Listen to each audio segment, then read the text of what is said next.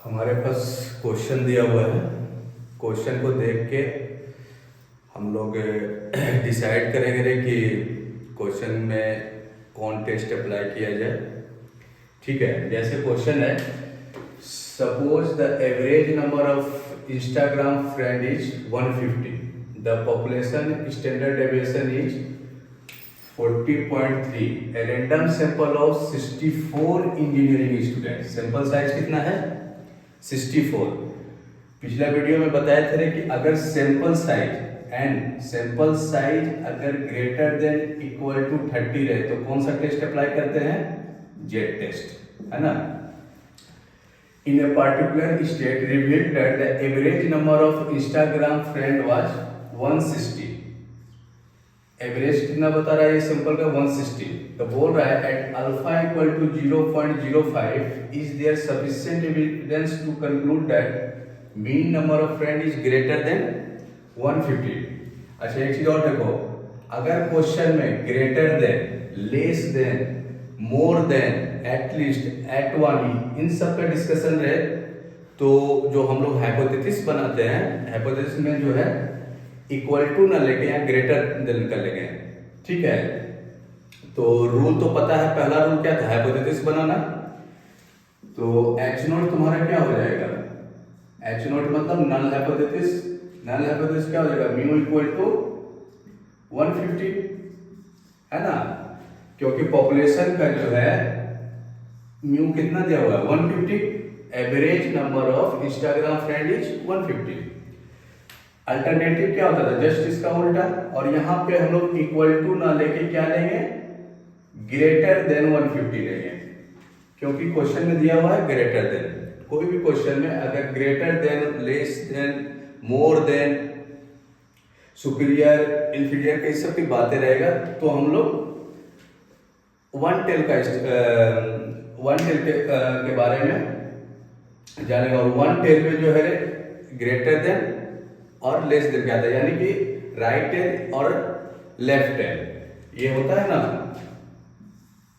इसको हम लोग क्या बोलते हैं? Right tail. और इधर हो गया लेफ्ट टेल। ठीक है, तो हमारे पास हाइपोथेसिस तो बन गया। अब उनके बाद क्या करते हैं? सिग्निफिकेंस लेवल चेक करेंगे या फिर जेड टेस्ट लगा लो, जो तुम्हारे मन में है पहले कर लो दोनों में से। तो जेड टेस्ट ही पहले लगा लो, तो जेड स्टेटिस्टिक्स क्या हो जाता है? Z test equal to x bar minus mu upon sigma upon root n. ठीक है, तो एक्स बार यहाँ पे कितना दिया हुआ है? एक्स बार क्या होता है? सैंपल का मीन। नोटेशन बताए थे, एक्स बार क्या होता है? सैंपल का मीन। ठीक है, तो सैंपल तो दिया हुआ है तुम्हारे पास कितना? 64, है ना। तो n तो तुम्हारे पास दिया हुआ है 64। अब इसका मीन कितना दिया हुआ है?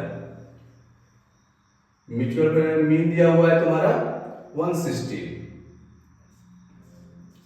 ठीक है, और पॉपुलेशन का स्टैंडर्ड डेविएशन दिया हुआ है तुम्हारा 40.3, यहाँ लिखा हुआ है ना, the population standard deviation is 40.3। ठीक है, अब तुम्हारे पास सब कुछ है, बस उठा के यहाँ डाल दो, है ना। सारा वैल्यू इधर का उठा के इधर डाल दो। और म्यू तुम्हारे पास कितना दिया हुआ है? 150। नोटेशन बताए थे, ये होता है पॉपुलेशन मीन का, ये होता है सैंपल मीन का, ये होता है नंबर ऑफ सैंपल का, ये होता है स्टैंडर्ड डेविएशन का।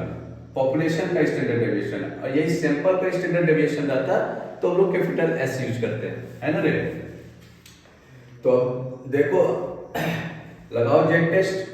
अच्छा, जेड टेस्ट का वैल्यू जो है हमेशा जो है वो आता है मॉडुलस में। और मॉडुलस का अपना एक रूल है कि अगर माइनस ए भी रहा तो बाहर में निकलेगा तो पॉजिटिव साइन के साथ रहता है ना, हमेशा पॉजिटिव रहता है रे।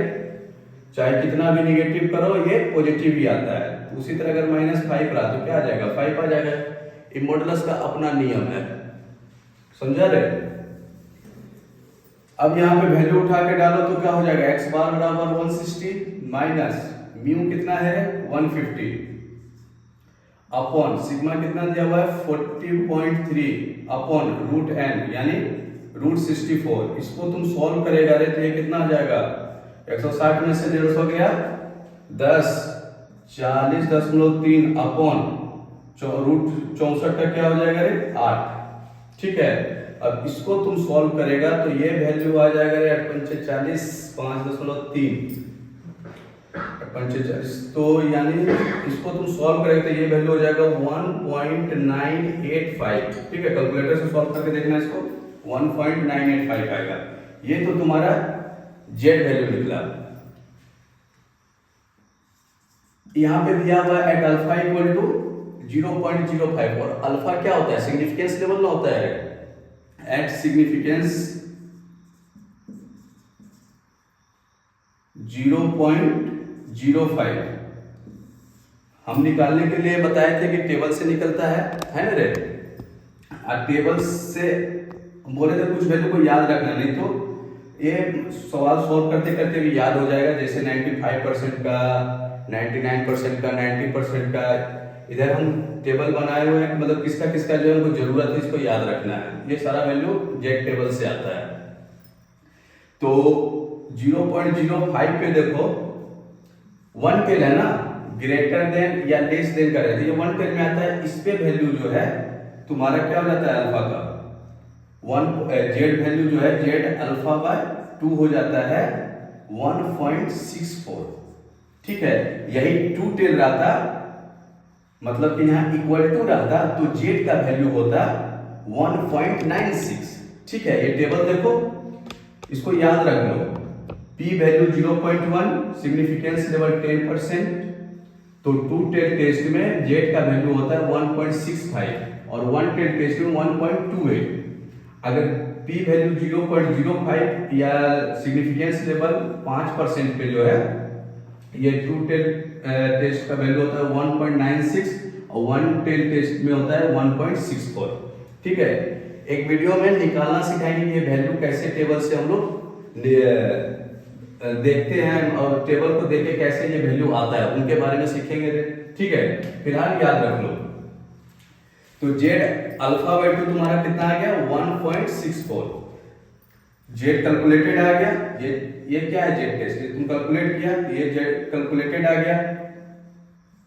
और ये वाला जेड क्या है तुम्हारा टेबुलेटेड है ना, टेबल से लिए ना हम लोग, तो ये हो गया टेबुलेटेड। ठीक है, अब हम लोग क्या करेंगे कंक्लूजन में निकालते हैं रे। तो कंक्लूजन में क्या होता है कि if Z calculated greater than Z tabulated तब ना एक्सेप्ट करते हैं या रिजेक्ट करते हैं, या फिर और इफ जेड कैलकुलेटेड जो है छोटा होगा यानी जेड टेबुलेटेड क्या होगा बड़ा होगा, तब क्या करते हैं एक्सेप्ट करते हैं कि रिजेक्ट करते हैं। इसमें क्या करते हैं हम लोग नल हाइपोथेसिस को एक्सेप्ट करते हैं। इससे भी अगर याद नहीं आ जाए तो ये डायग्राम को याद रखो, इससे सारा याद रहेगा। ये होता है नॉर्मल डिस्ट्रीब्यूशन का।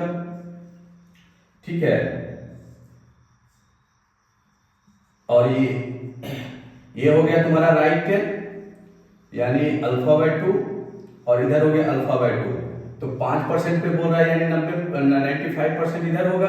अब 5% में से दोनों साइड डिवाइड कर देंगे तो 5 का 2 से भागा देगा तो क्या हो जाएगा 2.5% और 2.5%। ठीक है, इधर हो गया। अब देखो हम क्या बोले थे कि इसके बीच में अगर रहेगा वैल्यू तो हम लोग क्या करेंगे एक्सेप्ट करेंगे। इधर क्या होता है एक्सेप्टेंस रीजन। ठीक है, और इधर क्या होता है रिजेक्शन रीजन है ना रे। इधर होता है एक्सेप्टेंस रीजन और इधर होता है रिजेक्शन रीजन।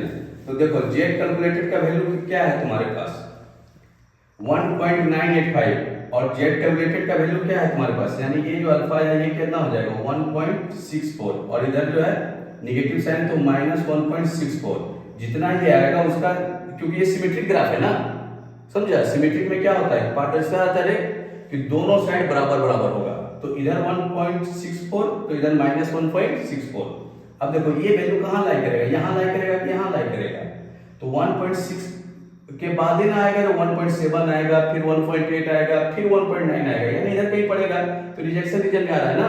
तो Z calculated value greater than है टेबलेटेड से, तो देखो इधर क्या हो रहा है, नल हाइपोथेसिस क्या हो रहा है, H नोट इधर एक्सेप्टेंस है और इधर H नोट रिजेक्टेड। और हम बोले थे कि H नोट अगर रिजेक्टेड होगा तो अल्टरनेटिव क्या होगा, एक्सेप्टेंस होगा, दैट मीन्स H1 एक्सेप्टेड।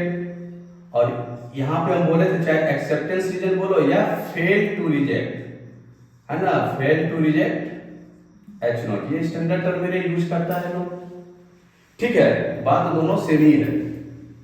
तो अब बताओ जेड कैलकुलेटेड का वैल्यू तो ज्यादा है तो H नोट क्या हो जाएगा, एक्सेप्ट हो जाएगा। अब H नोट जेड कैलकुलेटेड का वैल्यू ज्यादा है तो H नोट क्या हो जाएगा, सॉरी H नोट हो जाएगा रिजेक्ट, सॉरी यहाँ पे बाबू H नोट रिजेक्ट हो जाएगा अगर जेड कैलकुलेटेड का वैल्यू ज्यादा है। इसलिए हम लोग याद अगर लगा था ये टेबल से हम लोग याद कर सकते हैं, ये हो गया H नोट रिजेक्टेड, ठीक है।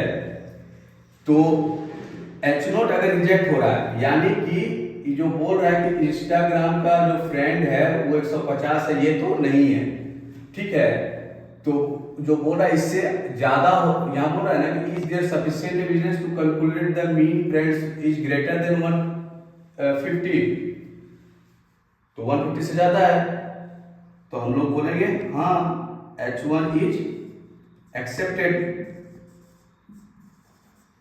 ये तुम्हारा क्या हो गया कि mean friend is, mutual mean friend कितना हो गया 150 और ये हो गया 150 से ज्यादा है। और हमारा यहाँ दिख भी रहा है कि H1 एक्सेप्ट हो रहा है, मतलब कि हमारा ये वाला पार्ट एक्सेप्ट हो रहा है ना, अल्टरनेट हाइपोथेसिस एक्सेप्ट हो रहा है ना, तो हम बोलेंगे कि mean friend is greater than 150, है ना। इतना सबूत जो है काफी है ये कैलकुलेट करने के लिए। इंस्टाग्राम फ्रेंड जो होगा म्यूचुअल फंड जो आएगा वो जो है किसी एक पर्टिकुलर एरिया में 150 से जो है ज्यादा होगा, है ना रे, ठीक है। अब देखो ये टेबल समझ में आ गया, ये तो हो गया वो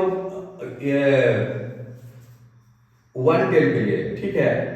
और ये वाला पूरा, ये पूरा वैल्यू 1 टेल, चाहे वो राइट टेल आए या फिर लेफ्ट टेल, राइट और लेफ्ट, राइट में प्लस वैल्यू रखेंगे और लेफ्ट में इसी में माइनस लगा देंगे, ठीक है। अब अच्छा देखो ये जो है एक सैंपल से एक मिल लिया गया तो ये इसको हम लोग बोलते हैं 1 sample Z test. Next question जो है